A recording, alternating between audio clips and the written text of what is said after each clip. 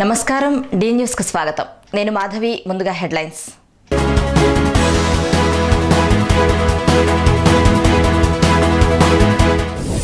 త్వరలో నగరానికి super speciality hospital స్పష్టత ఇచ్చిన వైద్య శాఖ మంత్రి కామినేని. గోబెల్స్ ప్రచారంలో చంద్రబాబు ముందున్నారన్న మాజీ ఎమ్మెల్యే మల్లాది. అశోక్ బాబు టీడీపీ కార్యకర్తలా మాట్లాడుతున్నారని విమర్శ. నిబంధనలకు వ్యతిరేకంగా తరగతులు నిర్వహిస్తున్నారని ఎస్ఎఫ్ఐ ఆందోళన. కార్పొరేట్ కళాశాలలపై చర్యలు చేపట్టాలని డిమాండ్.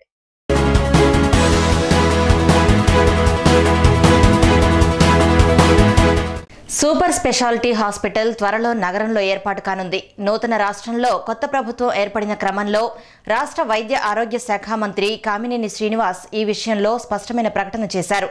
ఎన్టీఆర్ హెల్త్ యూనివర్సిటీకి అనుబంధంగా ఈ సూపర్ స్పెషాలిటీ హాస్పిటల్ను 150 కోట్లతో నిర్మిస్తున్నట్లు తెలియజేశారు. విజయవాడలోనే సూపర్ స్పెషాలిటీ హాస్పిటల్ ఏర్పాటు కానుంది. రాష్ట్ర వైద్య ఆరోగ్య శాఖ మంత్రి డాక్టర్ కామినేని శ్రీనివాస్ ఎట్టకేలకు ఈ విషయంపై స్పష్టత ఇచ్చారు. నూతన రాష్ట్రంలో కొత్త ప్రభుత్వం కొలువు తీరిన క్రమంలో మళ్లీ సూపర్ స్పెషాలిటీ వ్యవహారం తెరపైకి వచ్చింది. ఇది ఎన్టీఆర్ హెల్త్ యూనివర్సిటీకి అనుబంధంగా మెడికల్ కళాశాల ప్రాంగణంలో ఉంటుందని వివరించారు. కేంద్ర రాష్ట్ర ప్రభుత్వాల నిధులతో హాస్పిటల్ను నిర్మిస్తామని కామినేని తెలిపారు. ఇంతకుముందు ఆపేసి ఇవ్వాలని అనుకున్నారు. మొత్తం ఏదైనా కానీ ఈ రాష్ట్రంలో ఆపేద్దాం అనుకున్నా కానీ కొత్తవి కలిసి గవర్నమెంట్ సెక్టర్లో 650 సీట్లు, ప్రైవేట్ సెక్టర్లో 300 సీట్లు. ప్రైవేట్ సెక్టర్లో వచ్చే 300లో కూడా మళ్ళీ 150 మన కన్వీనర్ కోటాయే.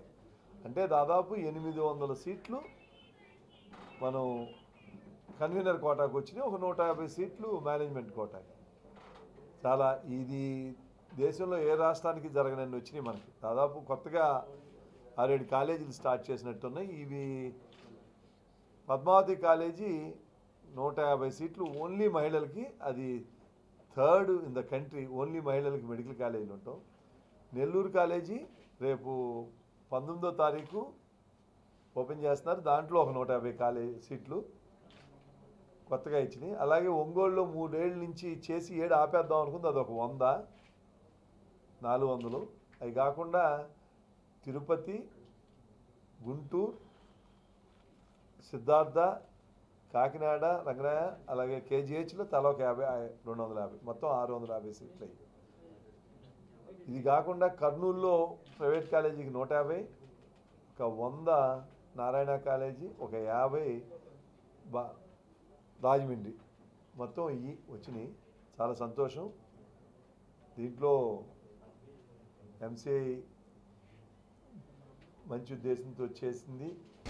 రాష్ట్ర ముఖ్యమంత్రి నారా చంద్రబాబు నాయుడు నెల రోజులుగా పరిపాలన చేయడం మాని గోబెల్స్ ప్రచారం చేసుకుంటూ ప్రజల్ని మభ్యపెట్టేందుకు ప్రయత్నిస్తున్నారని సెంట్రల్ మాజీ ఎమ్మెల్యే మల్లాది విష్ణు తెలిపారు. ఇరిగేషన్ మంత్రి జిల్లాకు చెందినవాడైనా ఇంతవరకు కాలువలకు నీరు వదలడంపై ప్రభుత్వం ఏం చేస్తుందని మల్లాది విష్ణు ప్రశ్నించారు. రాష్ట్ర ముఖ్యమంత్రి నారా చంద్రబాబు నాయుడు నెల రోజులుగా పరిపాలన చేయడం మాని కేవలం గోబెల్స్ ప్రచారం చేసుకుంటూ ప్రజల్ని మభ్యపెట్టేందుకు ప్రయత్నిస్తున్నారని మాజీ శాసనసభ్యుడు మల్లాది విష్ణు ఆరోపించారు. ఆదివారం బీసెంట్ రోడ్లోని తన కార్యాలయంలో ఏర్పాటు చేసిన విలేకరుల సమావేశంలో ఆయన మాట్లాడుతూ ఎన్నికల సమయంలో ప్రజలకిచ్చిన హామీలు నెరవేర్చడంపై దృష్టి పెట్టడం మాని కేవలం కాంగ్రెస్ ప్రభుత్వం బురద జల్లడానికే బాబు ప్రయత్నిస్తున్నారని అన్నారు. రైతుల రుణమాఫీ పైన, విద్యార్థుల ఫీజు రీయింబర్స్మెంట్ మీద తక్షణమే ప్రభుత్వం నిర్ణయం తీసుకోవాలని డిమాండ్ చేశారు. ఏపీఎన్జీఓ అధ్యక్షుడు పి అశోక్ బాబు వ్యవహార శైలిని ఆయన తీవ్రంగా దుయ్యబట్టారు. ముఖ్యమంత్రికి సన్మానం చేయడం తప్పు కాదని, అశోక్ బాబు టీడీపీ కార్యకర్తలాగా మాట్లాడడమే విడ్డూరంగా ఉందన్నారు. గత ఎన్నికల్లో టీడీపీకి అశోక్ బాబుకి మధ్య కుదిరిన లోపాయికారి ఒప్పందాన్ని బహిర్గతం చేస్తామని అన్నారు. విభజనవాది చంద్రబాబును సన్మానించిన ఏపీఎన్జీఓలు విభజనను సమర్థిస్తున్నారా అని ప్రశ్నించారు. పోలవరంపై తెలంగాణ ప్రభుత్వం తీరు సరిగా లేదని అన్నారు. అధికారంలోకి వచ్చి నెల రోజులు దాటినా ఒక్క విధాన నిర్ణయం కూడా చేయలేని చేతకాని ముఖ్యమంత్రి చంద్రబాబు అన్నారు.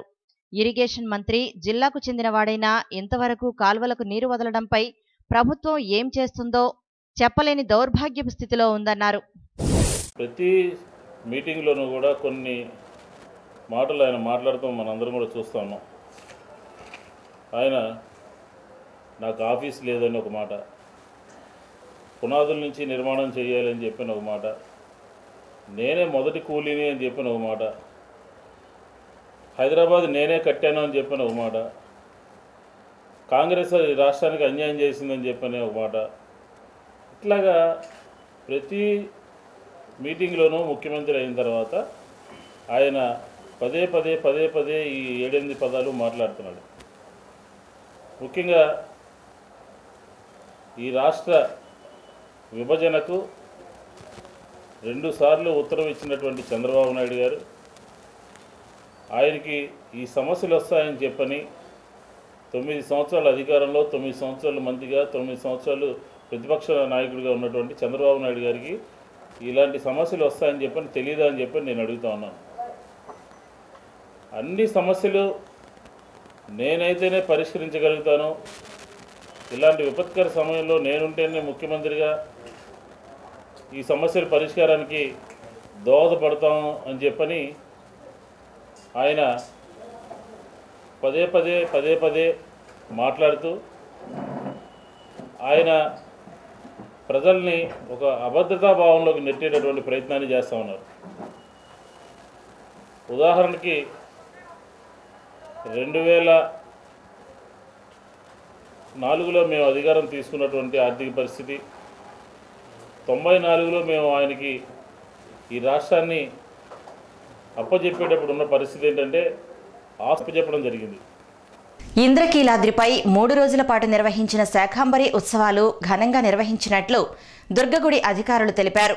గత సంవత్సరం కంటే 15% మంది భక్తులు అధికంగా అమ్మవారిని దర్శించుకున్నట్లు దుర్గగుడి ఇన్ఛార్జ్ ఈవో త్రినాథరావు తెలిపారు. మహాకనక దుర్గా విజయ కనక దుర్గా పరాశక్తి లలిత శివానంద చరిత మహాకనక దుర్గా విజయ కనక దుర్గా పరాశక్తి లలిత శివానంద చరిత శివంకరి శుభంకరి పూర్ణ చంద్ర కళాధరి బ్రహ్మ విష్ణు మహేశ్వరుల సృష్టించిన మూల శక్తి అష్టాదశ పీఠాలను అధిష్ఠించు ఆదిశక్తి మహాకనక దుర్గా విజయ కనక దుర్గా పరాశక్తి లలిత శివానంద చరిత. నిండు మనసుతో అమ్మ ఉందని నమ్మిన వారికి కళ్ల ముందు కనిపించే దైవం అవుతుంది. ఇంద్రకీలాద్రిపై ఏర్పాటు చేసిన విలేకరుల సమావేశంలో దుర్గగుడి ఇన్ఛార్జ్ ఈవో త్రినాథరావు మాట్లాడుతూ ఈ నెల 10వ తేదీన ప్రారంభమైన శాకాంబరి ఉత్సవాలు 12వ తేదీ పూర్ణాహుతితో ఘనంగా ముగిసినట్లు తెలిపారు. గత సంవత్సరం కంటే ఈ ఏడాది భక్తుల శాతం అధికంగా పెరిగినట్లు తెలిపారు. ఈ ఉత్సవాలకు గత సంవత్సరం 6 టన్నుల కూరగాయలు రాగా ఈ సంవత్సరం 14 టన్నుల కూరగాయలు దాతలు ఇచ్చినట్లు తెలియజేశారు. ఈ కార్యక్రమాన్ని విజయవంతం చేసినందుకు దుర్గగుడి ఆలయ సిబ్బందికి ప్రత్యేక కృతజ్ఞతలు తెలుపుతున్నట్లు ఈవో త్రినాథరావు తెలియజేశారు. ఈ నెల 10వ తారీఖు 11వ తారీఖు అలాగే 12వ తారీఖు ఈ 3 రోజులు జరిపి ఈ శాకాంబరి ఉత్సవాల్లో మొదటి రోజుగా 10వ తారీఖు ఉదయం 8 గంటల నుంచి అమ్మవారు వివిధ రకాలైన ఆకుకూరలతో అలంకరణతో దర్శనం ఇచ్చారండి. అలాగే రెండో రోజు అయిన 11వ తారీఖుని ఉదయం 8 గంటల నుంచి మార్కెట్లో లభించే వివిధ రకాలైన కాయగూరలతో అమ్మవారికి అలంకరణ చేయడం జరిగింది.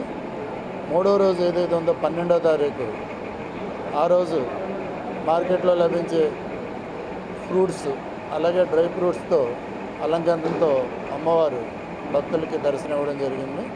12వ తారీఖు ఉదయం 11 గంటలకు పూర్ణాహుతితో ఈ శాకాంబరి అవతారం అన్నది పూర్తయిందండి.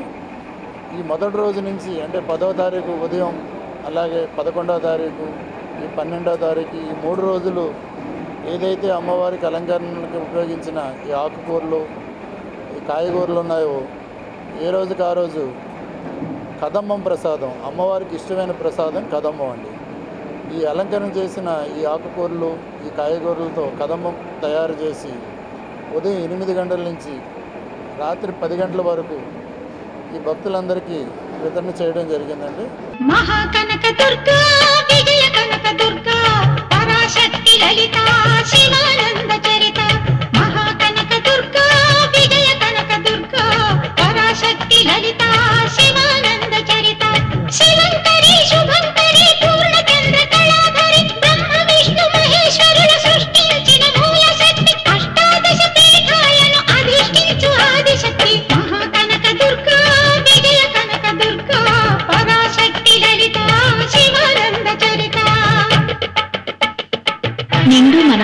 అమ్మ ఉందని నమ్మిన వారికి కళ్ల ముందు కనిపించే దైవం అవుతుంది. ఆంధ్రప్రదేశ్లోని 13 జిల్లాల వాణిజ్య మండళ్ల ప్రతినిధుల రౌండ్ టేబుల్ సమావేశం నగరంలో నిర్వహించారు. వ్యాపారులపై వేధింపులు విడనాడాలని, నిత్యావసర వస్తువుల అవకతవకల విషయంలో వ్యాపారులపై బెయిల్కు అవకాశం లేని వారెంట్ల ప్రతిపాదనను ప్రభుత్వం తక్షణమే విరమించుకోవాలని వాణిజ్య మండలి అధ్యక్షుడు భాస్కర్రావు తెలిపారు. ఆంధ్రప్రదేశ్లోని 13 జిల్లాల వాణిజ్య మండళ్ల ప్రతినిధుల రౌండ్ టేబుల్ సమావేశం ఆదివారం విజయవాడ వాణిజ్య మండలి కార్యాలయంలో నిర్వహించారు. ఈ సందర్భంగా ఏర్పాటు చేసిన విలేకరుల సమావేశంలో విజయభాస్కర్ మాట్లాడుతూ ఉల్లిపాయలు, బంగాళదుంపలను నిత్యావసర వస్తువుల జాబితాలో చేర్చే ప్రతిపాదనను కేంద్ర ప్రభుత్వం వెంటనే విరమించుకునేలా రాష్ట్ర ప్రభుత్వం ఒత్తిడి తేవాలని కోరారు.